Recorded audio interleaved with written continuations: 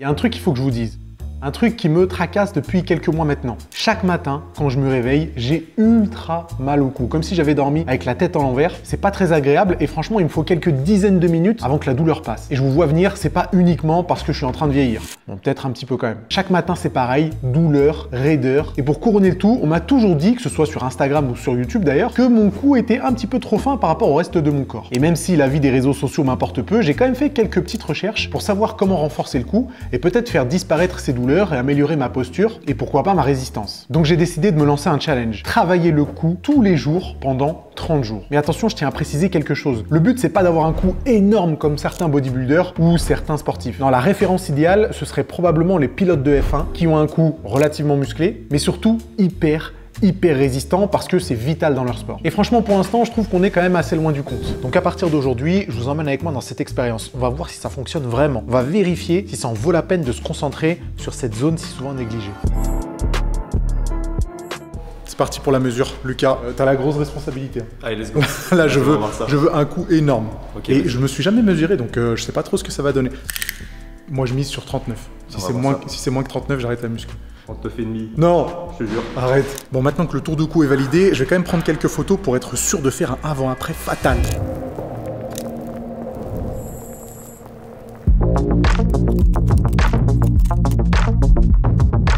Honnêtement, faire un programme de musculation pour le cou, je pensais que ce serait plus simple que ça. Le souci, c'est qu'il n'y a pas beaucoup d'alternatives en termes d'exercice. Et j'avais pas envie de me retrouver à faire tous les jours la même chose. Et je pense qu'il n'y aura malheureusement pas le choix. Je vais être obligé de répéter assez souvent les mêmes mouvements. Mais si c'est ce qui me permet d'avoir un gros cou, franchement, je signe direct.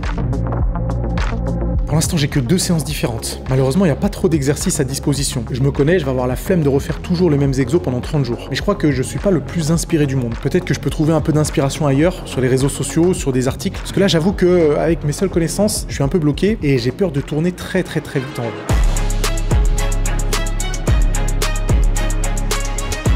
Ah ouais, il y a vraiment des trucs très bizarres sur les réseaux sociaux. Je sais pas si je vais tout copier, mais en tout cas, ça fait du bien d'avoir un petit peu d'inspiration. J'ai trouvé des accessoires qui étaient quand même super sympas. Le problème, c'est le prix. Payer 500 € pour avoir un accessoire qu'on peut faire soi-même avec un peu de créativité et d'inventivité, franchement, ça vaut pas le coup. Donc, je vais le DIY et essayer de le bricoler moi-même et on va voir ce que ça peut donner. Quoi qu'il en soit, j'ai fini ma programmation. Elle est très simple mais efficace. Je m'en vais faire le premier exercice.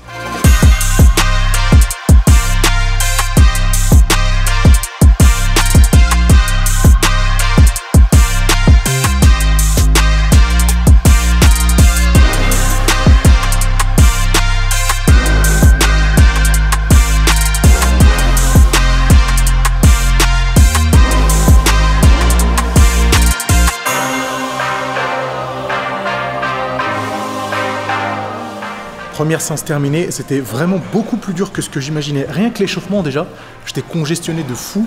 Et je pense que vous l'avez vu sur les petites vidéos d'exécution. Niveau technique, pour l'instant, c'est pas encore quelque chose de très naturel. Mais bon, c'est normal, j'en ai jamais fait. Donc je m'inquiète pas pour ça. J'ai hâte de voir quelles vont être les sensations sur les 29 prochains jours. Ça risque de vraiment faire mal. Ce que je trouve passionnant avec l'entraînement du cou, c'est que l'anatomie de cette partie du corps, en fin de compte, elle est assez complexe. Mais quand on y prête un peu attention et qu'on essaie de comprendre les actions de chacun des muscles, ça nous permet de beaucoup mieux envisager les entraînements. Et vous n'avez pas besoin de chercher très loin sur les réseaux sociaux pour trouver littéralement des comparatifs, même des études scientifiques où vous verrez une comparaison de la même personne, soit avec un cou plutôt fin, soit avec un cou plutôt imposant. Et là, c'est flagrant, on se rend compte absolument toujours que le cou plus imposant est quand même plus attirant. Ou en tout cas, sans parler d'attirance, traduit plus des proportions qui seraient correctes. Et pour tout vous dire, tout ça, j'en suis bien conscient. C'est clair qu'il n'y a pas photo, un cou un tout petit peu plus volumineux, ça fait mieux proportionné, ça fait un peu plus attirant. Mais si moi, personnellement, j'ai jamais travaillé le cou en 18 ans de musculation, c'est parce que j'avais tendance à associer ça aux coups qui sont vraiment énormes et qui basculent dans l'extrême opposé. Et en fait, on en revient probablement au même constat que pour n'importe quel autre groupe musculaire. À partir du moment où c'est bien développé, c'est esthétique, c'est proportionné. Et à partir du moment où c'est beaucoup trop développé, on perd cette notion d'esthétisme et de proportion. Après, est-ce que c'est quelque chose de mal de vouloir faire grossir son cou juste par rapport à l'esthétisme et pas forcément par rapport aux performances? C'est pas moi qui vais vous dire que c'est une mauvaise chose. Après tout, je fais de la musculation dans l'unique but d'hypertrophier mes muscles pour que ce soit plus esthétique et mieux proportionné. Donc c'est clair que je vais pas vous critiquer parce que vous travaillez le cou uniquement pour le faire grossir, pour que ce soit plus joli. Après, c'est sûr que typiquement, les personnes qui entraînent le cou en général sont plus intéressées par les performances, en l'occurrence ceux qui font des sports sports de combat ou des sports qui sont très demandeurs au niveau de la solidité du cou. Je pense vraiment qu'il n'y a aucun problème à ne le travailler que dans un but esthétique, tout en se satisfaisant de toutes les adaptations positives que ça va faire en termes de performance, de santé, de maintien, etc. Bon, je vais aller faire ma petite séance du jour. Aujourd'hui, c'est haut du corps et bien sûr entraînement du cou. Et là, je peux vous dire que niveau sensation, on est pas mal. Je ne savais pas ce que c'était que des courbatures au niveau du cou. Mais là, je sais ce que c'est. Je sais ce que c'est. Et il y a des moments dans la journée où les douleurs, elles me rappellent bien que j'ai bien travaillé les muscles du cou. Là, je tourne la tête. Courbature ici, là, au sternocléido-mastoïdien. Je dirais pas que c'est agréable, mais c'est pas désagréable non plus. Et ce que je trouve satisfaisant, c'est presque d'avoir la confirmation que pour l'instant, les séances fonctionnent bien. Mais je n'avais jamais ressenti ça.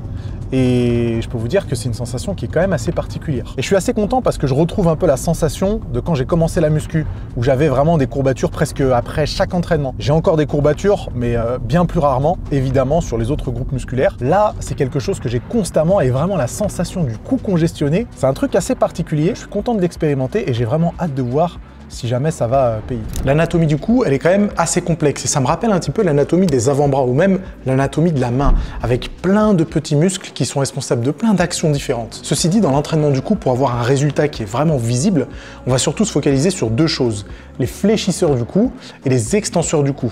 Et j'aurais même tendance à dire que les fléchisseurs, c'est-à-dire les deux sternocléido-mastoïdiens, les deux gros muscles qu'il y a ici de part et d'autre du cou, c'est sûrement les plus importants. Et si vous avez du mal à les visualiser, c'est ces gros tubes qui partent de l'arrière de l'oreille et qui se terminent soit sur le sternum, soit sur la clavicule. Parce que oui, il y a deux chefs différents pour le sternocléido-mastoïdien, donc soit au niveau du sternum ici, soit au niveau de la clavicule. Et ce gros tube-là, ce gros muscle-là, il va être hypertrophiable, si vous me permettez l'expression, et il est responsable de plusieurs choses. Quand les deux côtés travaillent en même temps, il va être responsable de la flexion. Donc vraiment, ces deux gros tubes, les sternocléido-mastoïdiens, et ils s'appellent comme ça parce qu'ils prennent leur origine du sternum ou de la clavicule, sternocléido, et ils s'attachent sur l'apophyse mastoïde, si je dis pas de bêtises, juste derrière l'oreille, là au niveau du crâne. Après, pour les extenseurs, c'est un peu plus compliqué. Il faut savoir que la partie supérieure du trapèze, elle permet aussi l'extension cervicale. Donc elle permet de ramener la tête vers l'arrière. Mais on a aussi plein de petits muscles qui sont juste en dessous du trapèze supérieur,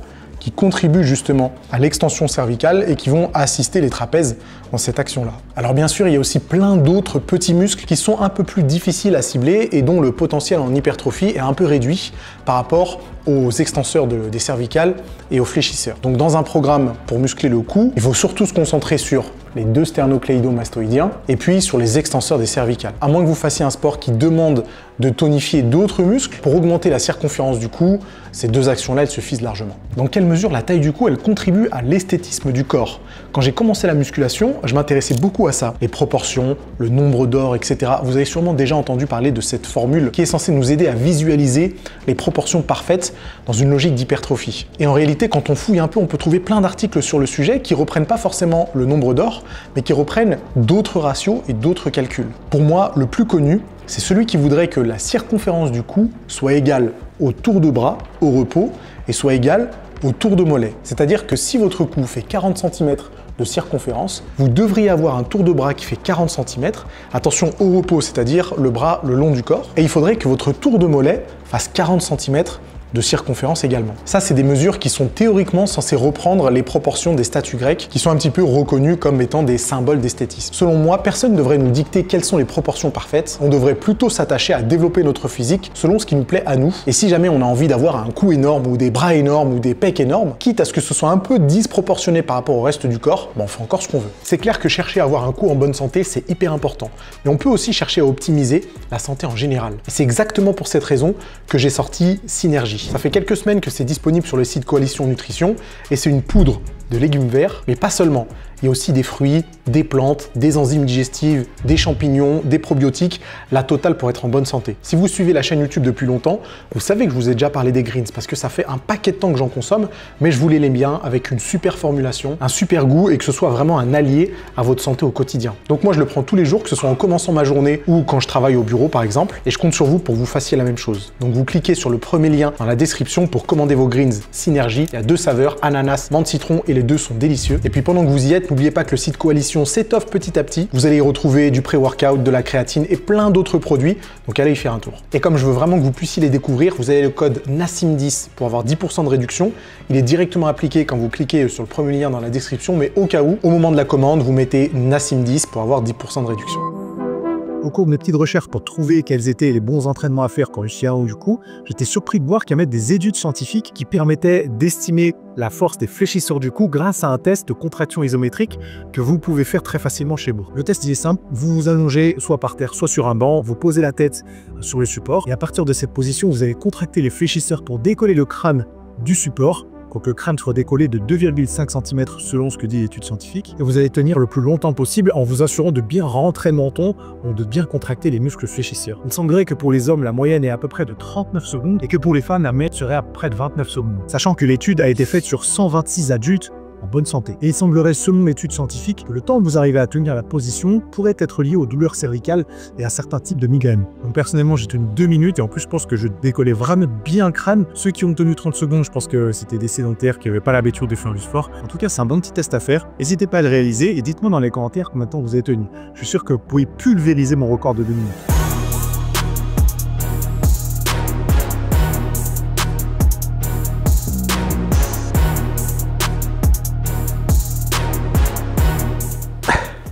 Au début, avec cet exercice, j'avais vraiment beaucoup de mal. Le neck curl, je savais pas comment placer mon haltère, je savais pas s'il fallait mettre un disque. J'ai trouvé ce petit bricolage là où j'ai mis un fat grips sur un haltère. Ça me fait un support un petit peu plus mou pour mettre sur mon front. Et ça marche super bien. Du coup, je le pose juste au niveau de l'implantation des cheveux. Je fais ma flexion, je contracte à mort les sternocléidomastoïdiens. J'ai une sensation de fou et j'essaie d'aller chercher l'amplitude complète pour bien étirer en bas de chacune des répétitions. Et ça fait le taf. Pour l'instant, je suis à 3 kg, je fais des séries de 25. Je pense que je peux déjà augmenter la charge de travail. Et puis, ça m'arrive de faire des petites dégressives. Donc, par exemple, je fais une série de 25, j'enlève l'haltère et je continue au poids du corps. J'ajoute quelques petites rotations des fois pour bien sentir chacun des sternocléidomastoïdiens. Et on est pas mal. Au début, j'avais vraiment du mal avec cet exercice-là. Aujourd'hui, j'ai vraiment l'impression de le maîtriser. On va voir ce que ça donnera pour la fin. Après 15 jours d'entraînement, il y a un truc qui est vraiment flagrant, c'est que j'ai beaucoup amélioré ma technique d'exécution. Je ne sais pas si vous l'avez remarqué, sur les tout premiers rushs que j'ai montrés du premier jour d'entraînement, je suis encore pas très à l'aise avec la technique. J'ai tendance à compenser un peu avec le haut du corps sur les curls et j'ai tendance à compenser un tout petit peu avec les épaules sur les extensions. Là, j'arrive bien à décomposer le mouvement, que ce soit la flexion, l'extension ou même les rotations et arriver à bien contracter et sentir le muscle en question. De toute façon, il n'y a pas de secret, hein, étant donné que je fais ça tous les jours et avec beaucoup de répétitions, c'était qu'une question de temps avant que j'arrive bien à maîtriser le truc. Mais c'est que maintenant où j'ai vraiment l'impression que toutes mes répétitions sont efficaces, comme ça pourrait être le cas sur d'autres groupes musculaires. Ok, il reste 15 jours d'entraînement. Là, le principe, il va être très simple. Surcharge progressive, dès que je peux augmenter la charge de travail, je le fais. Juste avant ça, j'augmente le nombre de répétitions. Donc, il peut m'arriver de faire des séries assez longues. Mais là, j'ai bien trouvé mon rythme de croisière. Je suis bien content avec l'exécution, le choix des exercices, etc.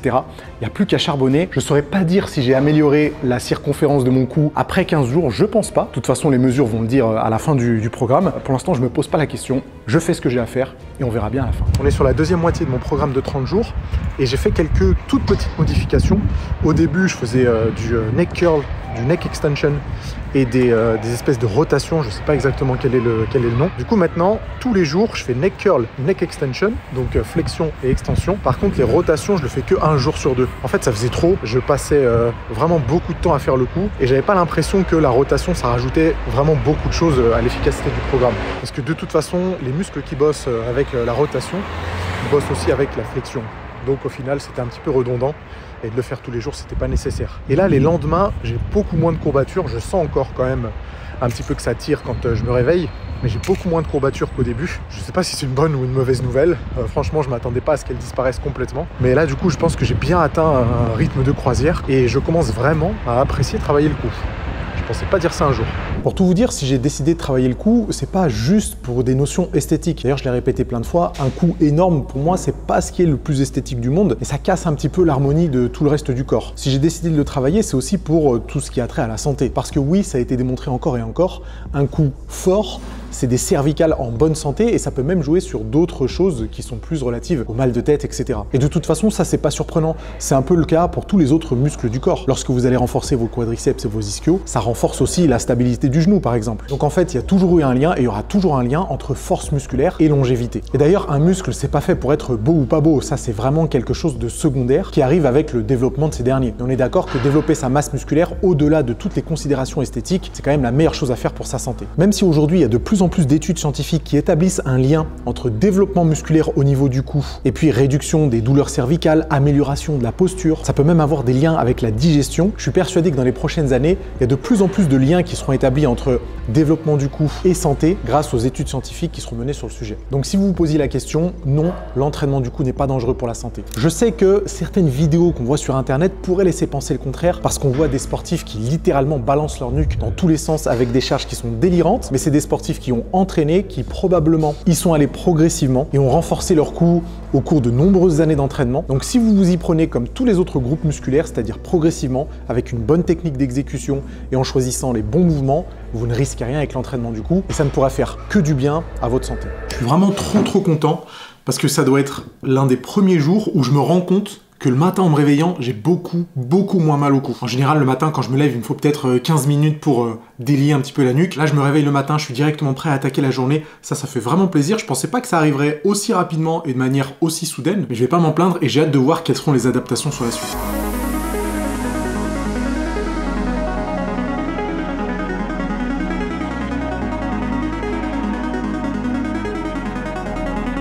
Ok, on est arrivé au dernier jour d'entraînement, le 30e jour d'entraînement du cou non-stop. Dans ma séance du jour, j'ai pas de rotation à faire, j'ai juste du neck curl, donc des flexions, et du neck extension, donc des extensions, 4 séries de chaque, 25 répétitions. Je suis content parce que maintenant, je peux arriver à faire beaucoup plus de répétitions avec plus de charge de travail. Pour vous donner un petit exemple, au début sur le neck curl, je galérais à faire des séries de 15 avec un haltère de 3 kg. Aujourd'hui, série de 25 avec 4 kg, ça passe super bien. Donc, je suis très content de l'évolution des performances. Par contre, maintenant, il y a une question. Est-ce que j'ai vraiment gagné du coup? J'avais pris mes mensurations au tout début, au jour 1, et j'étais à 39 cm et 5 mm, 39,5. Si je m'écoutais, je dirais que j'ai gagné 5 mm, voire même peut-être 1 cm, mais il n'y a qu'une seule façon d'en avoir le cœur net, c'est de mesurer tout ça, et on le fait immédiatement. Ok, après 30 jours. Lucas, c'est toi en plus qui l'a fait au début. Non, t'as le matériel, on voit pas. Je lui avais amené son mètre, mais il a le sien, son mètre de professionnel. Bon, je te laisse faire, faut qu'on batte 39,5. Okay. Ménage-moi si jamais ça rapetisse. Hein. T'imagines la honte, 30 jours de coup. On va voir, hein. T'avais combien? 39,5. 41. Non. 41,2 même. Ça se voit? Est-ce que ça se voit? Pas du tout. Ça se voit pas. Moi, on m'a dit quand même que j'avais un plus gros cou. Il s'en bat les couilles. Il n'est pas convaincu du tout. On va prendre des photos quand même et on va voir le avant-après. Tu valides 41,2. Verdict, presque 2 cm de gagné en 30 jours. Franchement, je pense que c'est un bon constat, même si, on va dire les choses honnêtement, visuellement, c'est pas le truc le plus flagrant au monde. Peut-être que pour que ça se voit, il faudrait prendre peut-être 4-5 cm de tour de cou. Et je pense que c'est réalisable hein, avec des séances qui sont bien construites et en le travaillant régulièrement. Peut-être que là, en 30 jours, c'était vraiment les gains du débutant parce que j'ai vraiment jamais touché cette zone-là du corps depuis que j'ai commencé la musculation. Donc c'est pas surprenant qu'il y ait eu progression. Je m'attendais pas à presque 2 cm, mais c'est toujours bon à prendre. Et vraiment, jusqu'à maintenant, j'avais peut-être une crainte infondée de me dire si je commence à travailler le cou, il va devenir trop rapidement trop gros. C'est complètement stupide parce que c'est exactement comme certains débutants qui disent je veux pas devenir trop musclé. Ça arrive pas en un claquement de doigts, ça arrive sûrement pas en 30 jours. Donc j'ai vraiment de la marge avant que ce soit disproportionné. Et je pense que ça, de toute façon, ça n'arrivera jamais. Donc ce qui va se passer, étant donné que franchement ça a grandement réduit les douleurs que j'avais en me levant le matin, je vais continuer à mettre l'entraînement du cou dans mon programme de musculation. À raison d'une séance par semaine, ça suffit largement. Peut-être que j'augmenterai un tout petit peu plus ce volume d'entraînement pour continuer à faire des gains sur cette zone-là. Et je suis presque persuadé que je peux gagner encore 1 ou 2 cm sur les 6 prochains mois avec l'entraînement que je me suis concocté. Avec les résultats que ça a provoqué, je suis franchement tenté de le faire sur d'autres zones du corps, en l'occurrence, un de mes points faibles, les avant-bras. C'est un secret pour personne. Effectivement, j'ai les avant-bras plutôt fins. C'est un peu comme les mollets d'ailleurs. Mais autant les mollets, j'ai déjà essayé de les entraîner 30 jours non-stop et ça a provoqué des tout petits résultats qui valaient franchement pas la quantité d'efforts. Peut-être que sur les avant-bras, ça peut être différent. Et en plus, je suis tombé sur certaines techniques d'entraînement assez atypiques. Donc n'hésitez pas à me dire ce que vous en pensez et si ça vaut le coup d'essayer avec les avant-bras. Si vous aimez suivre mes entraînements et mes expérimentations, il y a quelques mois, je suis passé de 15 à 10% de body fat. J'ai tout documenté, la vidéo s'affiche ici, elle est hyper intéressante, allez la voir.